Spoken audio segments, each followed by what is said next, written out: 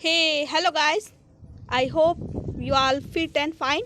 चलिए हम वीडियो को स्टार्ट करते हैं। अगर आपने गाइस इससे पहले का पार्ट नहीं देखा है तो हमारा हाईली रिक्वेस्ट होगी कि उसको देखिए। अगर नहीं देखेंगे तो आपको उसमें थोड़ी सी प्रॉब्लम हो सकती है इस चैप्टर में, ठीक है। चलिए हम बात करते हैं। आपके बताया था हमने पहली वीडियो में कि जो इसके कंपोनेंट्स हैं वो दो प्रकार के थे, चाहे वो आपका इंटरनल फैक्टर है या एक्सटर्नल फैक्टर है। तो आप राइट डाउन करें, अपने नोटबुक ले साथ में और पेन ले, और स्क्रीनशॉट के चक्कर में ना रहें तो अच्छा होगा, ठीक है। आप बोलोगे मैम हमारा एग्ज़ाम फिर एमसीक्यू बेसिस पर है, हम क्यों राइट डाउन करें। हमने इसके जो है, अगर आपने पहले वीडियो देखी हुई है तो उसमें हमने बताया है कि क्यों ज़रूरी है, ठीक है। आप जो है विश्वास कर सकते हैं हमारी बातों पर।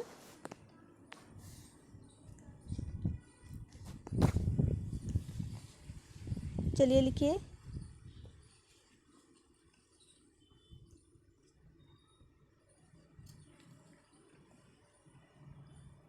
जो हमारा इंटरनल एनवायरनमेंट है, आज गाइस हवा चल रही है और वीडियो शूट कर रहे हैं तो यहाँ पर आवाज़ आ सकती है आपको बीच बीच में, तो थोड़ा सा मैनेज करिएगा।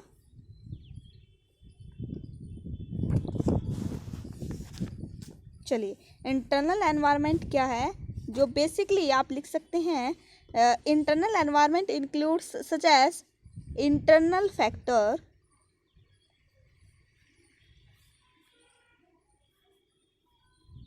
फैक्टर ऑफ द बिजनेस, कि किसी भी बिजनेस के जो भी इंटरनल फैक्टर्स हैं उसकी बात की गई है, ठीक है। विच कैन बी कंट्रोल, जो हमारे कंट्रोल में है, हम जिन्हें कंट्रोल कर सकते हैं उसकी बात की गई है, तो उसे हम जो है इंटरनल उसमें शामिल करेंगे। It refers to the environment within the organization. These factors are considered under the environment. कौन से एनवायरनमेंट के, मैंने जो है जानबूझ के नहीं बोला कि आपको माइंड में एक बार रिप्ले हो कि क्या बता रही है मैडम, क्या बताया था। इंटरनल एनवायरनमेंट के बारे में बात हो रही है, ठीक है। तो चलिए इसके कुछ पॉइंट्स हैं उसके बारे में बात करेंगे।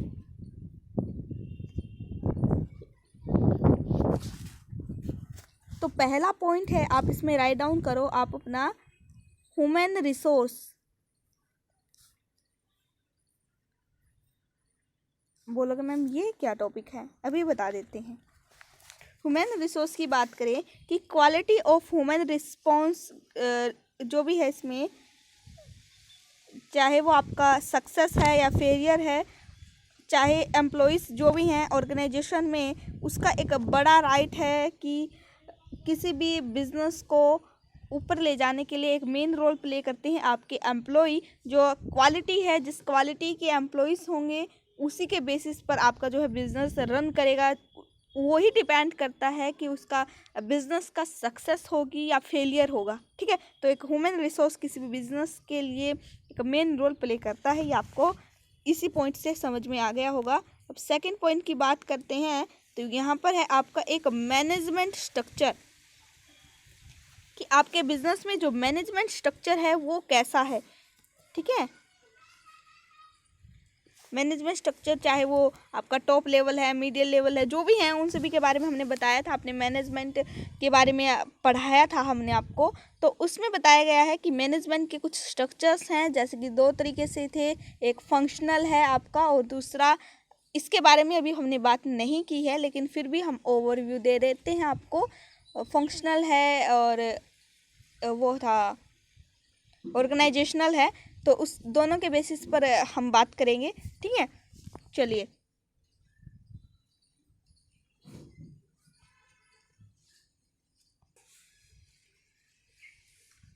थर्ड पॉइंट की बात करें तो गाइस हम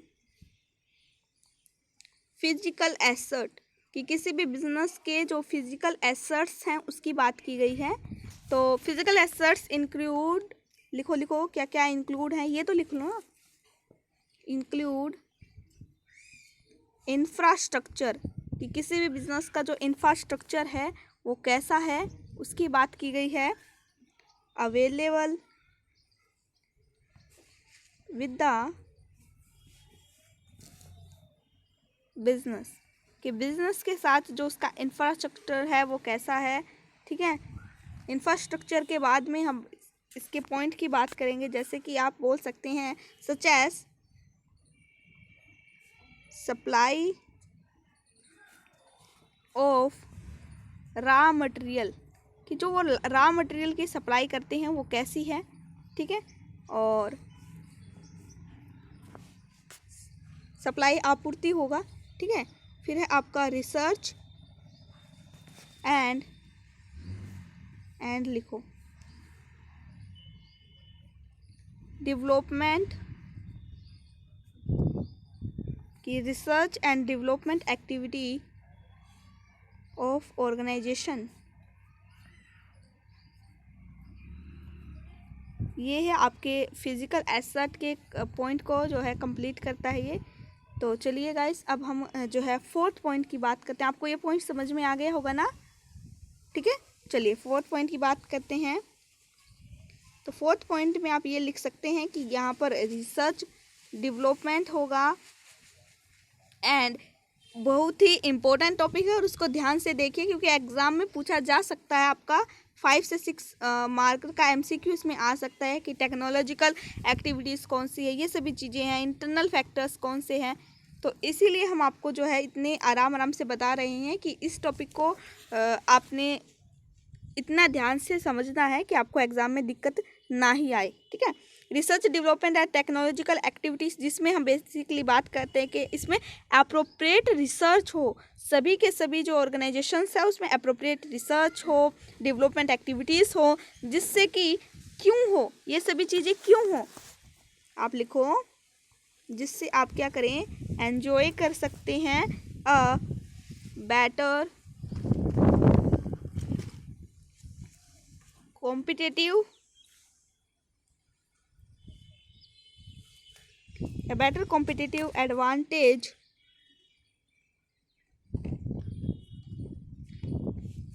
than that of their competitor, कि वो जो आपके कॉम्पिटिटर हैं उनके साथ में आपको कंपटीशन में एक जो है मेन रोल प्ले करेगा ये।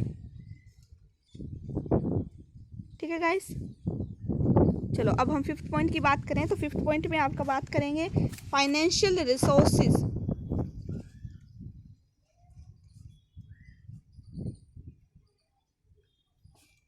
फाइनेंशियल रिसोर्सेज की बात करें, अगर if the business enjoy sufficient financial resources it can spend more and more research promotional activity, कि अगर किसी भी बिजनेस के पास हाईली अमाउंट है या फंड है आप बोल सकते हैं, तो वो रिसर्च में ज़्यादा से ज़्यादा अमाउंट लगा सकता है। तो बोलेंगे तो क्या कर सकता है business, spend more and more, क्यों करेगा spend, to promote research activity.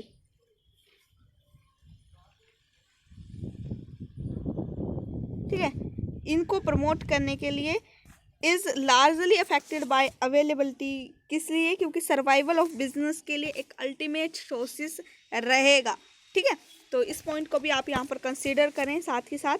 चलो लिखो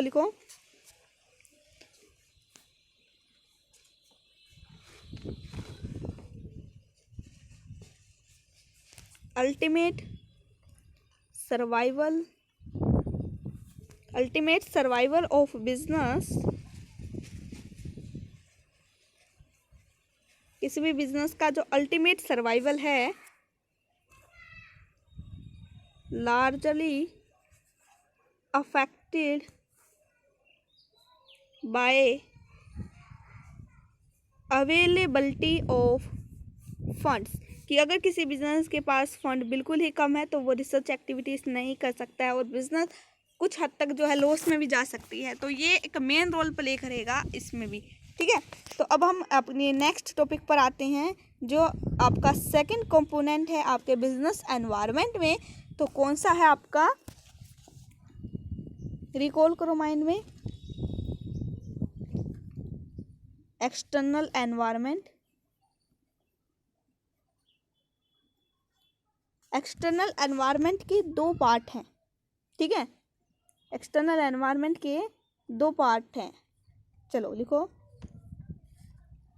नहीं हो रहा सो रुको सेकंड, एक सेकंड बस। एक है आपका माइक्रो और दूसरा है भाई आपका मैक्रो, ये दो पार्ट हैं, ठीक है, माइक्रो एंड मैक्रो। तो जैसे कि नाम से पता लग रहा है, तो पहले हम किसकी बात करेंगे, माइक्रो, मैक्रो की बाद में करेंगे भाई बात। मैक्रो ये वो इकोनॉमिक्स वाला नहीं है जहाँ पर आप बोलो मैक्रो इकोनॉमिक्स या माइक्रो इकोनॉमिक्स, बस हाँ उससे थोड़ा बहुत मिलता जुलता है, आप ये कह सकते हैं, ठीक है। चलिए हम बात करते हैं माइक्रो एनवायरनमेंट की। तो यहाँ जहाँ माइक्रो लिखा है आपने, तो यहाँ एनवायरनमेंट भी लिख लो भाई साथ में।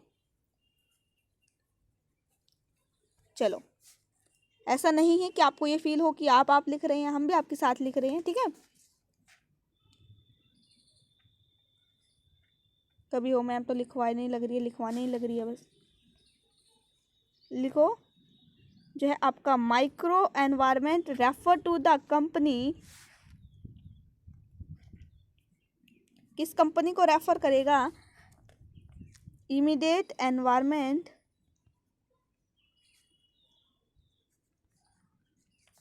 एक सेकेंड,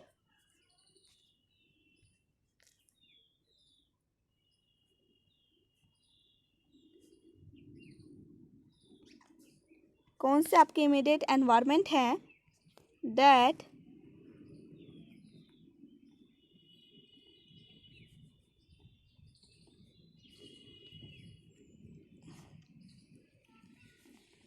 जो आपकी कंपनीज है ना उनके परफॉर्मेंस को अफेक्ट कर देती हो,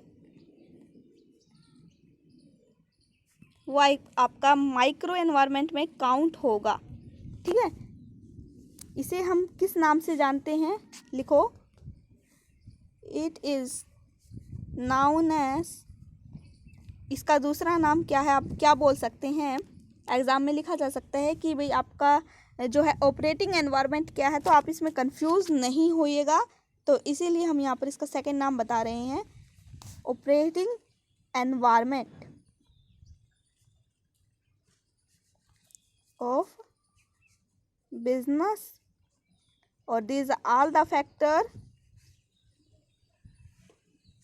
क्या बोलेंगे, these all the factor are included in micro environment, ठीक है।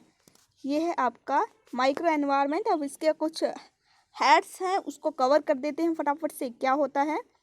चलिए आप अपना पेज भी टर्न करते रहें साथ के साथ में, ऐसा नहीं है कि बिल्कुल ही भीड़ भाड़ में के तरीके से करेगा, चढ़ पचढ़ कर दे एक ही जगह पे, ऐसा मत करना, ठीक है। बाद में प्रॉब्लम आ सकती है आपको प्रिपरेशन की तरफ।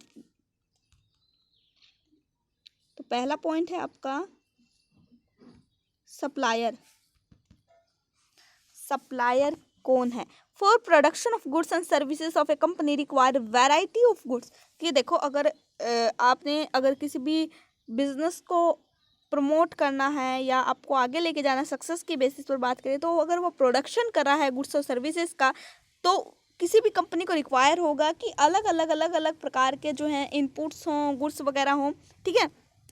These inputs are individual from who supply, लिखो भाई, इसको लिखना पड़ेगा इस पॉइंट को आपको, ठीक है। For production of goods and services, आप यहाँ तो कंफ्यूज नहीं होगे ना कि ये गुड्स एंड सर्विसेज क्या है। सबसे अच्छा एग्जांपल बताऊं, आपको पता होगा ना जोमेटो का, जहाँ पे पिज्ज़ा ऑर्डर होता है, वो जो आपके घर तक देने आता है, वो क्या है, क्या है, आप क्या बोलोगे, सप्लायर नहीं, क्या है वो, मिडलमैन, इंटरमीडिएट्स का काम करते हैं वो। कंफ्यूज हो गए ना, इसलिए कहते हूँ सेशन को पूरा ध्यान से देखो।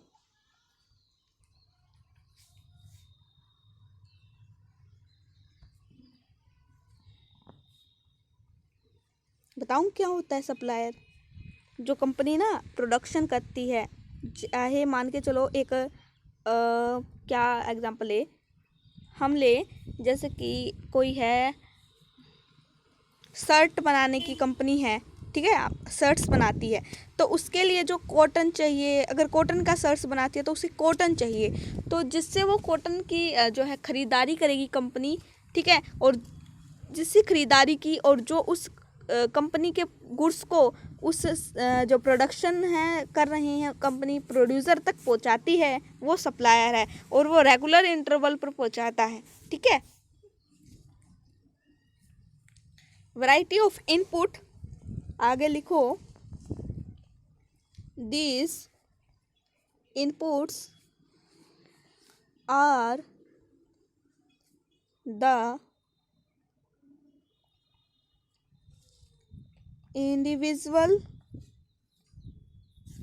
firm who supply, यहाँ पर एक इंडिविजुअल फर्म होगा जो सप्लाई करता है, ठीक है, गुड्स को। These inputs are known as supplier। हाँ, एक पॉइंट और लिखो, इफ आवर सप्लायर, अगर जो भी हमारा सप्लायर है, ठीक है, आर रिलायबल, अगर आपका जो सप्लायर है भाई साहब वो रिलायबल हो गया, ठीक है, रॉयल हो गया, then business will run smoothly. वो रन वाला नहीं है जो आप कहते हो दौड़ लगाएगा, इसका मतलब ये है कि सरवाइव कर सकता है मार्केट में एक बेस्ट तरीके से, ठीक है। तो इसीलिए ये सप्लायर पर भी डिपेंड है आपका माइक्रो एनवायरनमेंट की बात कर रहे हैं हम। तो सेकंड पॉइंट की बात करें तो यहाँ पर एक कस्टमर की बात की गई है। अब बोलोगे मैम कस्टमर क्यों आ गया है यहाँ पर? मैम यहाँ पर हम कंज्यूमर नहीं लिख सकते? हाँ, आएगा आपके माइंड में ये, मैम कंज्यूमर नहीं लिख सकते, हम यहाँ कस्टमर ही क्यों लिखें? रुको, वो भी आपके माइंड में क्लियर होगा, लेकिन पहले इसको लिखो। क्या है कस्टमर में, क्या लिखेंगे आप? जो सक्सेस ऑफ बिजनेस, हमारा जो बिजनेस है उसका सक्सेस है, depends upon identity,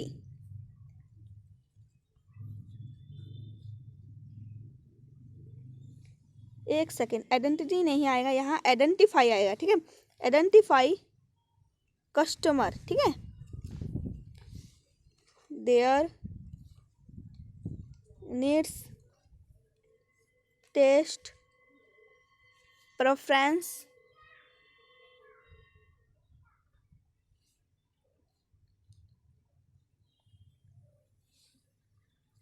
their taste, need, preference and likely। देखो, ये आपको ये बताएगा कि किसी भी बिजनेस, जो आप हल्दीराम ही मान के चलो या बीकानेर की नमकीन मान के चलो, नमकीन की बात ही ना करें या क्वालिटी के ब्रांड की बात करें, तो बेसिकली आज के टाइम पर हमारे मार्केट में एक सक्सेसफुली रन कर रहा है, और उससे कस्टमर जो है वो बता पा रहे हैं कि देखो, अगर किसी भी, चाहे हल्दीराम की नमकीन की मान लो, आप आलू भुजिया की मान लो, अगर ज़्यादा सेल हो रही है तो हमें इससे ये पता लगता है कि वहाँ की जो टेस्ट है, प्रेफरेंस है और जो उनका पसंद है वो इस पर्टिकुलर प्रोडक्ट से रिगार्डिंग है, तो कस्टमर्स एक मेन रोल प्ले करेगा, ठीक है। अब आप बोलोगे मैम, अब बताओ, आप बोल रहे थे कि कस्टमर और कंज्यूमर क्या है, हमारे माइंड में अब भी क्लियर नहीं हुआ। देखो, कस्टमर कौन है? जो किसी भी गुड्स को परचेज करता है, ठीक है, परचेज करता है, इसका मतलब ये नहीं है कि वो कंज्यूम ही करेगा, ठीक है। आपको किसी को गिफ्ट देना है या आप किसी के लिए लेके आए हो, घर पे कोई गेस्ट आ गया, ठीक है, उसके लिए लेके आए हो, आपको नहीं मिला, तो आप ये नहीं कह सकते कि आप कंज्यूमर बन गए। नहीं, कंज्यूमर वो है जो उस पर्टिकुलर प्रोडक्ट को कंज्यूम करता है, और जो नहीं करता है वो आपका, और जो परचेज करके लाया है आपके लिए, वो आपके क्या है कस्टमर, ठीक है। अब तो आ गया होगा समझ में। चलो, तो अब हम बात करते हैं भैया आपके थर्ड पॉइंट की, आपके माइक्रो में जो है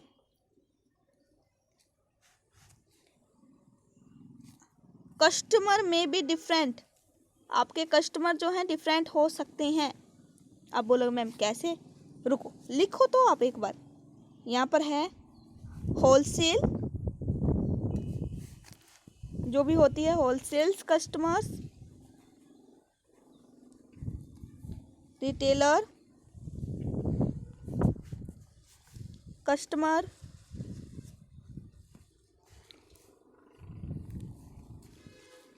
इंडस्ट्रियल कस्टमर, एसेट्रा। ठीक है, यानी कि जो होलसेल्स कस्टमर है, जो होलसेलर से गुड्स को रेगुलर इंटरवल पर खरीदता है और फिर वो अपने क्या बोले हम, पर्टिकुलर एरिया में जो भी शॉपकीपर है उसको देता है। ठीक है, तो वो है आपका रिटेलर। ठीक है, वो ऐसा तो नहीं है कि सारे गुड्स को जो भी वो सप्लाई कर रहा है उसको कंज्यूम करता है, नहीं ना, तो वो आपका रिटेलर कस्टमर हुआ। और इंडस्ट्रीज के यूज़ में दे रहा है तो वो आपका क्या हो गया, इंडस्ट्रियल कस्टमर हो गया। ये सभी चीज़ें इसमें पॉइंट में कंसीडर होगी। और होलसेल में जो होलसेल ये है जो बेसिकली लार्ज क्वांटिटी में गुड्स को परचेज करता है और फिर वो सेल आउट कर देता है। ठीक है, और जो भी लार्ज क्वांटिटी में ही गुड्स को सेल करने के लिए जो है परचेज करता है, ठीक है, वो आपका होलसेलर है। और फिर वो सप्लाई कर दे तो वो होलसेलर कस्टमर हो गया। ऐसे ही रिटेलर है, ऐसे ही इंडस्ट्रियल है। रिटेलर यानी कि स्मॉल मात्रा में करेगा, ठीक है, स्मॉल क्वांटिटी आप बोल सकते हैं। और इंडस्ट्रियल में जो इंडस्ट्रियल यूजेस के लिए करेगा। ठीक है, तो चलिए तो हम लिखेंगे यहाँ पर पॉइंट, एक सेकेंड क्या हो जाता है इसको, तो क्या लिखेंगे हम पॉइंट कि जो आपका बिजनेस यूनिट है, इससे आपको ये पता लगेगा कि जो आपका बिजनेस यूनिट है वो क्या करता है, वो डिज़ाइन करता है आपके डिज़ाइन करेगा आपका डिफरेंट टाइप ऑफ प्रोडक्ट, कि वो अलग अलग प्रकार के जो है प्रोडक्ट को डिज़ाइन करेगा जिससे कि जो उसके कस्टमर्स हैं वो परचेज कर पाएँ, सप्लाई कर पाएँ। ठीक है, सर्वाइव कर पाएँ फिर मार्केट में। चलो ये हो गया आपका। अब है फोर्थ पॉइंट की, जहाँ पर हमने बात की थी मार्केट इंटरमीडिएट। ध्यान आ रहा है, हमने एक एग्जांपल दिया था बीच में, जोमेटो कहा था ना, जोमेटो का पिज्ज़ा है मिडल मैन। ठीक है, जब वो ऑनलाइन ऑर्डर करते हैं वहाँ पर every producer has to appoint a number of middle man in helping him promoting selling. किस लिए करते हैं, टू प्रमोटिंग आपका सेलिंग, आपके सेलिंग को प्रमोट करने के साथ साथ में क्या करेंगे, डिस्ट्रीब्यूटिंग द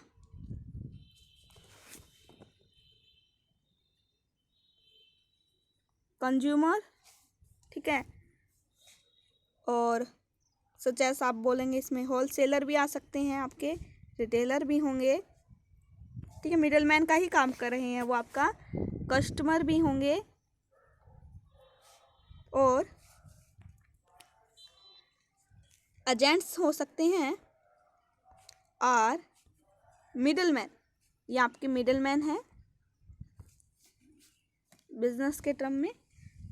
तो इससे क्या कंक्लूजन निकल के आता है, क्या कंक्लूजन निकल के आता है इससे भाई, इससे कंक्लूजन ये निकल के आएगा, तो लिखेंगे इट इज़ लिंक बिटवीन, एक लिंक का काम करता है, लिंक यानी कि एक जोड़ने का काम करता है, किससे, जो कंपनी है एंड फाइनल कंज्यूमर, कंपनी को और फाइनल कंज्यूमर तक एक कनेक्टिंग का काम करेगा आपका,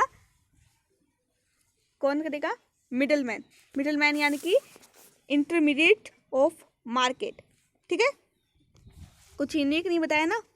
चलो फोर्थ पॉइंट की बात करें, फोर्थ पॉइंट था, ये फिफ्थ पॉइंट है आपका, है कंपटीटर कॉम्पिटिटर में आप बोलेंगे कि those who sell the goods and services of the same and similar types in the market. लिखो, क्या लिखेंगे? Who sell the goods and services, जो भी गुड्स एंड सर्विसेज सेल करते हैं, सेम और सिमिलर, सेम भी है वो गुड्स और सिमिलर है टाइप्स में इन सम मार्केट। ठीक है गाइस,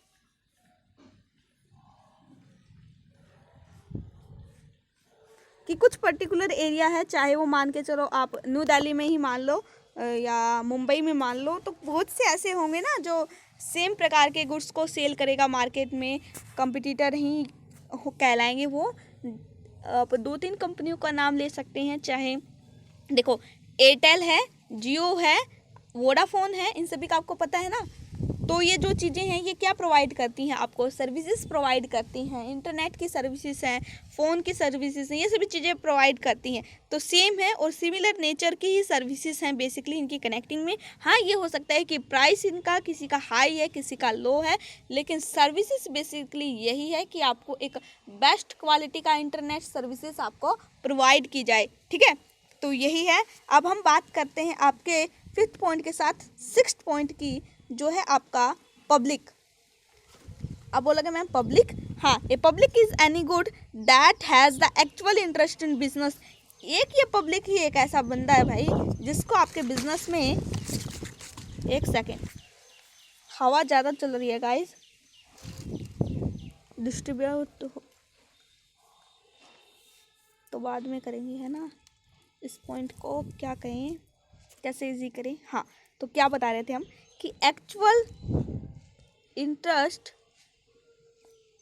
इंटरेस्ट इन बिजनेस, कि जो आपकी पब्लिक है उसका एक्चुअल इंटरेस्ट रहेगा आपके बिजनेस में। क्यों रहेगा? क्योंकि वो ये जानना चाहते हैं कि आपके बिजनेस में ग्रोथ कितनी हो रही है, प्रॉफिट कितना है, लोकल मीडिया में, फिर आपका पब्लिक में, आपके सामने जो भी ड्यूटीज़ वगैरह है, जो आपकी रिस्पॉन्सिबिलिटी, आप उसको अच्छे से फॉलो कर रहे हैं या नहीं कर रहे हैं। ठीक है, तो जो उन्होंने गुड्स परचेज की है उनकी वांट्स को सेटिस्फाई करेंगी ये चीज़ें या नहीं करेंगी। ठीक है, तो वो सभी चीज़ें ये अपने माइंड में रखते हैं। और अगर किसी भी कंपनी के गुड्स और सर्विसेज को देखते हैं तो उसके लिए पहले वो ये देखते हैं इनकी हिस्ट्री क्या रही है। ठीक है, तो उसी के बेसिस पर आपके मार्केट के जो है रॉयल्टी बनती है कस्टमर्स के थ्रू। फिर है माइक्रो एनवायरनमेंट।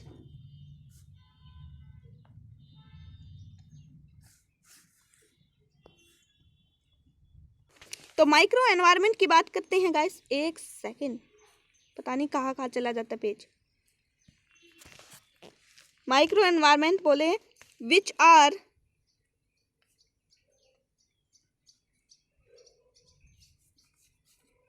आप लिखो विच आर अनकंट्रोलेबल। अगर आप पूरा लिखना चाहते हैं आप ये लिखेंगे, micro environment refer to those activity या फैक्टर्स विच आर अनकंट्रोलेबल, है ना। फिर आगे लिखिए, दीज फैक्टर्स आर एक्सटर्नल, ये फैक्टर्स आपके एक्सटर्नल हैं टू द कंपनी, कि कंपनी के एक्सटर्नल फैक्टर्स हो सकते हैं जिसमें आपका इंक्लूड है, क्या क्या चीज़ें इसमें इंक्लूड्स हैं, सच दैट डेमोग्राफिक आप बोलेंगे, इसके बारे में भी बताएंगे कि क्या है ये आपका डेमोग्राफिक वगैरह क्या है। ठीक है, जियोग्राफिकल क्या है, ये फैक्टर्स हैं इसमें। आपका टेक्नोलॉजिकल क्या है, आपका सोशलॉजी क्या है, सोशल क्या है, ठीक है, और लीगल क्या है, ये सभी चीज़ें इसमें पॉइंट में कंसीडर होंगी। और इसके पॉइंट्स में यही है, इनको इन डेप्थ बताया गया है कि आपका टेक्नोलॉजिकल क्या है, ठीक है, डेमोग्राफिक क्या है। चलिए अब लिखते हैं फर्स्ट पॉइंट की, तो लिखो, हाँ लिखो, डेमोग्राफिक एनवायरनमेंट तो इसमें बोलेंगे in the various factors like that, कि अगर हम किसी भी पर्टिकुलर बिजनेस करना चाहते हैं, ठीक है, तो हमें क्या पता होना चाहिए, तो लिखेंगे इट वेरियस फैक्टर, इसके वेरियस फैक्टर क्या हैं, like that, it various factor में हम लिखेंगे लाइक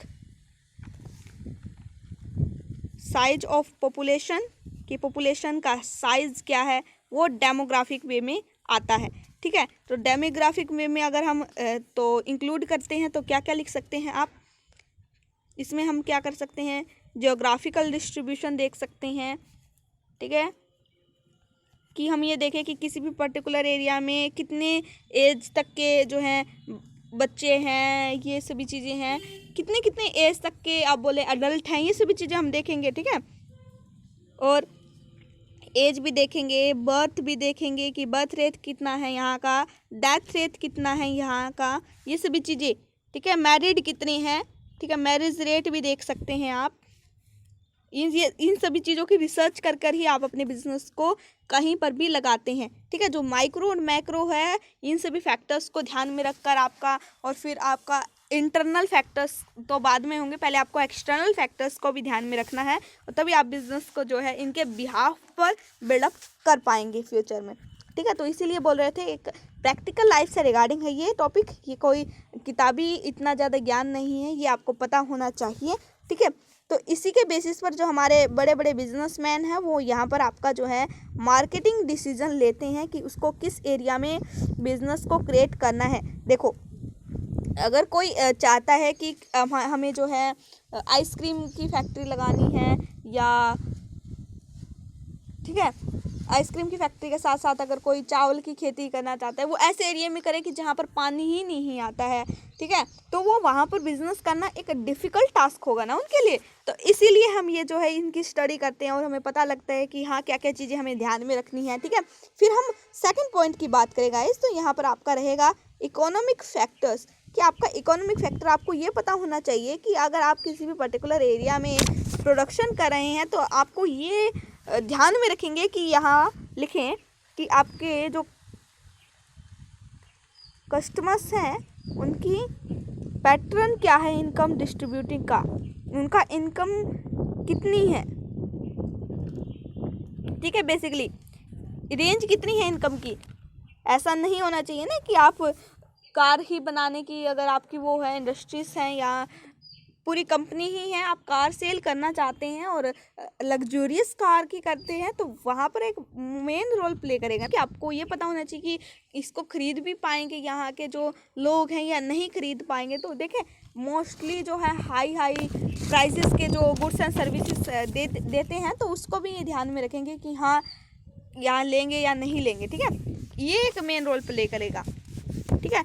तो और लिख सकते हैं आप कि यहाँ पर नीड्स ऑफ कस्टमर्स की क्या है, नीड्स हैं, सेविंग गवर्नमेंट पॉलिसीज़ क्या है, इकोनॉमिक पॉलिसीज़ क्या है जो आपके बिजनेस को अफेक्ट कर सकती हैं, with the change in the political situation and government policies की अलग अलग एरिया की अलग अलग जो है गवर्नमेंट पॉलिसीज़ होती हैं, और पॉलिटिकल सिचुएशन भी आपकी चेंज होती रहती है, ठीक है। चलिए अब थर्ड पॉइंट की बात करें आपका, तो पॉलिटिकल और लीगल एनवायरनमेंट, ठीक है। पॉलिटिकल और लीगल एनवायरनमेंट में आप बोलेंगे कि एक मेन रोल प्ले करेगा, कैसे करेगा। देखिए, किसी भी पर्टिकुलर एरिया में अगर आप बिजनेस करना चाहते हैं तो वहाँ का आपके पॉलिटिकल बेसिस पर ये देखेंगे कि कैसे किसी पर्टिकुलर ब्रांड के बारे में क्या क्या बोला जा रहा है, ठीक है, मास मीडिया में क्या है, लोकल मीडिया में क्या है, न्यूज़ में क्या है, ठीक है, और लीगल उसके क्या क्या रूल्स हैं, क्या क्या उसके जो अगर लॉ को ब्रेक करे तो उसके क्या क्या सेक्शंस हैं, क्या फाइन्स हैं, ये सभी चीज़ें आपको पता होनी चाहिए ना। तो फिर हम बात करते हैं टेक्नोलॉजिकल एनवायरनमेंट।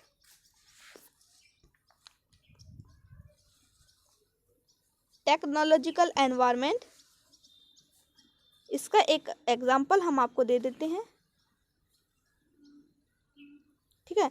टेक्नोलॉजिकल एनवायरनमेंट में चलो क्या लिखेंगे, आप लिखेंगे नहीं, ध्यान से ही सुन लो।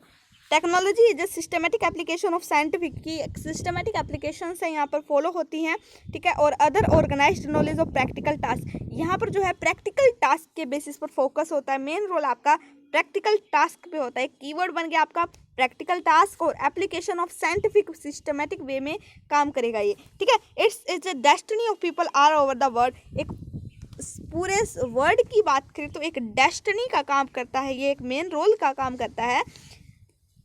सच दैट वी एग्जाम्पल लेंगे हम, क्या लेंगे, ओपन हार्ट सर्जरी है, किडनी ट्रांसप्लांटेशन है, are the wonder while the hydrogen, ठीक है, पंप्स,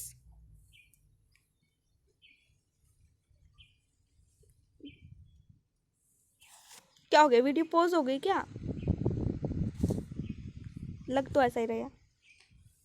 देखिए गाइस, जहाँ पर आपका wonders while the hydrogen bomb have the proved to be changes in production, हमने यहाँ पर पंप्स बोला था ना, तो पंप्स में बेसिकली ये है कि ये बोलेंगे जो आपके बड़े बड़े ये बनाते हैं बम्स की फैक्ट्री वगैरह हैं, और बेसिकली कई बार ये भी होता है कि पंप्स ज़्यादा यूज़ हो जाते हैं और फिर एक ही दम क्या कहते हैं ना, वो धमाका, है ना, ऐसा भी हो जाता है, ठीक है। तो आप यहाँ पर पंप्स ना यूज़ करके हुए यहाँ पर लिख सकते हैं इजीली कि while hydrogen bomb have the proved to be changes in production. देखो कहीं पर हम ये कह सकते हैं कि टेक्नोलॉजी एक मेन रोल प्लेगा, जहाँ कर ओपन हार्ट सर्जरी है या किडनी है, ये एक ह्यूमन के बेसिस पर एक, ठीक है, अच्छी इनोवेशन की गई है ना। अगर इसके अपोजिट जाएं तो हम ये बोलेंगे जो हाइड्रोजन बम है वो हमारे ही जो है एनवायरनमेंट की बात करें या ह्यूमन की बात करें तो उनके लिए, प्लांट्स पौधों की बात करें तो उनके लिए एक जो है नेगेटिव इम्पैक्ट डालता है उनके लिए, आप ये कह सकते हैं, ठीक है। तो लाइफ स्टाइल आपका इसके ब्याह पर चेंज हो जाएगा। एक सबसे अच्छा एग्जांपल आप ये ले सकते हैं हिरोशिमा या नागासाकी, जो बम हुआ था, वहाँ पर बम ब्लास्ट हुआ था, ठीक है। और भोपाल में जो है गैस त्रासदी हुई थी, ठीक है, एटॉमिक एनर्जी के कारण हो जाती है, रेडियो एक्टिव जो थर्मस है उनके कारण हो जाती है, ठीक है। तो ये पॉइंट यहाँ पर कंसीडर होते हैं। फिर है आपका एक सोशल कल्चरल एनवायरनमेंट, उसको भी लिखिए, सोशल कल्चरल एनवायरनमेंट, कि भाई आपका एक मेन रोल यहाँ पर ये भी प्ले करता है कि वहाँ का सोशल कल्चर कैसा है, ठीक है। इसको भी आपको ध्यान में रखते हुए बिजनेस करना है, ठीक है। ऐसा नहीं होना चाहिए ना कि जैसे कि नवरात्रि ही मान लो कि आप नवरात्रि में जो भी आप गुड्स बनाते हैं रिगार्डिंग माता की चुनरी है या ये सभी चीज़ों की अगर किसी की कंपनी है तो वो ये चीज़ें ध्यान में रखती है ना कि वो पर्टिकुलर एरिया में ही बनाए, तो उसमें ये पता होना चाहिए कि वहाँ के कितने पर्सन हैं जो उसको परचेज करेंगे, ठीक है, किस रिलीजियस से हैं। ऐसा तो नहीं है ना कि आप उसको मुस्लिम समुदाय में ही जाके बेच देंगे, ठीक है, ऐसा तो नहीं हो सकता। तो आपको बेसिकली ये ध्यान रखना होगा कि कितने हिंदुइज्म है यहाँ पर, कितने मुस्लिम समुदाय के हैं, आप ये बोले चाहे सिख कितने हैं, ठीक है। ये सभी चीज़ें आपको ध्यान में रखनी है क्योंकि अलग अलग जो है धर्म के अलग अलग त्यौहार भी मनाए जाते हैं। हम ऐसा नहीं कह सकते ना कि मुस्लिम समुदाय जो है वो जो है नवरात्रि का त्यौहार नहीं मनाते, मोस्टली मनाते भी हैं, कुछ नहीं भी मनाते हैं, तो हम ऐसा नहीं कह सकते कि अपने सोसाइटी के बारे में, ठीक है। तो एक ये मेन रोल प्ले करेगा हमारे एनवायरनमेंट पे, लेकिन इसके लिए हम स्टडी करते हैं और उसी के बाद हम अपने बिजनेस को जो है रन आउट करते हैं। तो यहाँ पर गाइस आपका माइक्रो एंड मैक्रो दोनों एनवायरनमेंट के बारे में हमने इन डेप्थ डाइव किया है और आई होप आपको समझ में आया होगा। इंटरनल एनवायरनमेंट भी बता दिया है और आपको एक्सटर्नल भी कवर हो गया है इसी के साथ। तो तब तक के लिए पढ़ते रहें। Thank you, bye bye guys.